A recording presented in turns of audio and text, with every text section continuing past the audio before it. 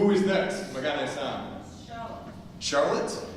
Is Charlotte in the, oh, I think Charlotte's coming from the on-deck circle over there, our designated area. The undercost. Okay, come on in, Charlotte. Let's give her a hand.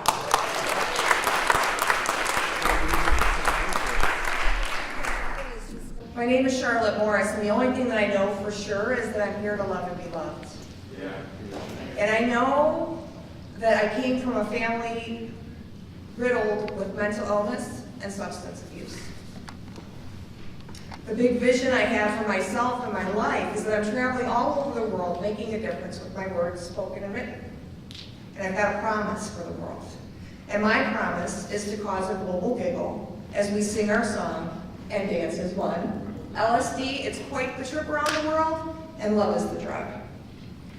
So, my grandmother grew up in Poland during World War II, and my mother immigrated to this country in May of 1960. And then 9 years later, she became my mom. I was born when she was 18. My mom suffered from mental illness, but this was not something that a family like this would talk about. And they certainly didn't have the means to get the treatment that my mom needed. When I was 11, my mom took us on our first airplane trip. No coincidence, right? I'm wearing a Boeing t-shirt today. So my mom took us on this airplane trip, and she took us to New York, and she was so excited, and I was a kid that got sick in the car, like car sick, and she's excited, and then she left us in a hotel room for days. So when we got back, my mom got the treatment she finally needed. She finally got that treatment, and they said it was manic depression. And I said, I've got to get out of here, and I went to go live with my dad. And she said, that's not your father, and you're not going anywhere. But I called him, and he said, I'll pick you up on Thursday. So in 1991, I started working for American Airlines. I could travel all over the world. I was making my dreams come true. And then 10 years later, September 11th happened. And just like an alcoholic would close the doors and cry themselves to sleep, or drink themselves to sleep, I would cry myself to sleep, and I had no idea what was going on with me. So it wasn't until something else happened, and I was talking to a friend. He says, you know, American Airlines is a really big company. They have an EAP. You should probably go talk to somebody. It was the scariest phone call I ever made. I told my truth, like I'm doing now. So I got the help that I needed. In 2009, I became the Employee Assistance Program Director for the union that I was part of.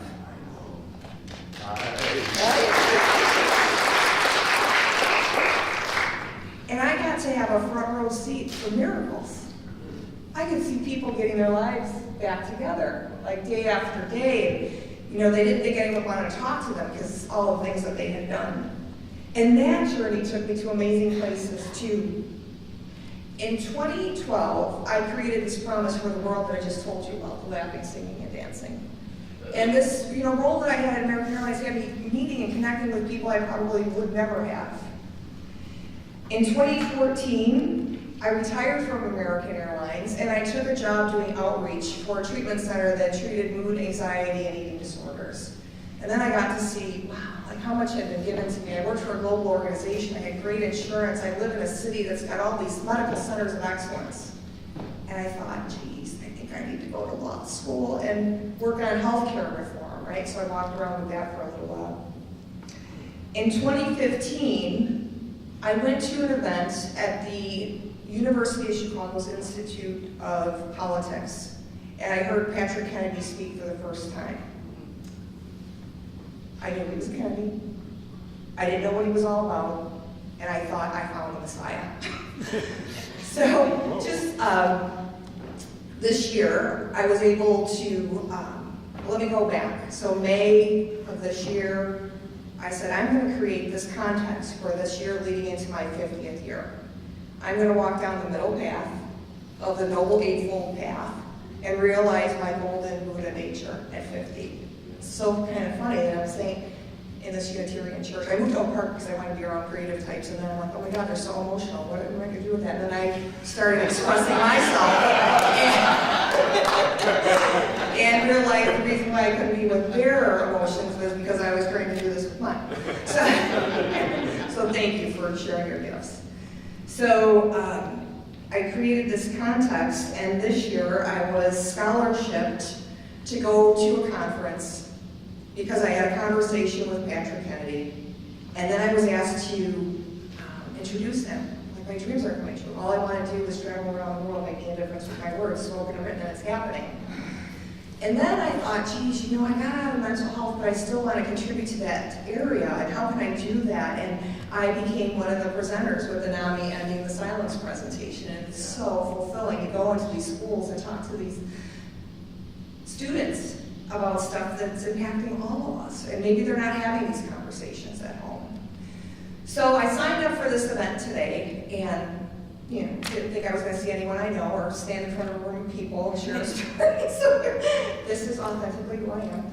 And I put this hat on, and I thought, geez, last year I volunteered at the Kennedy Forum, and it was just about this time this year.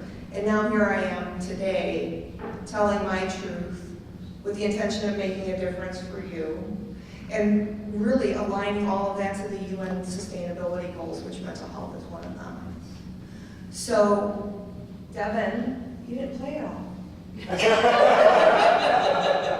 So Devin and I, is kind of funny, Scott here, I didn't recognize him, but Devin and I have given a number of presentations, the Ending the Silence presentation, and when they said, oh, you could have a accompaniment, I said, oh, that's great. And they said, Devin will do it. I'm like, oh, you look different, Devin. And then I didn't get it. But I'm not alone. I'm not making you wrong. What do you got, Devin? As I walk out, just play a little something. Walking off stage music. Thank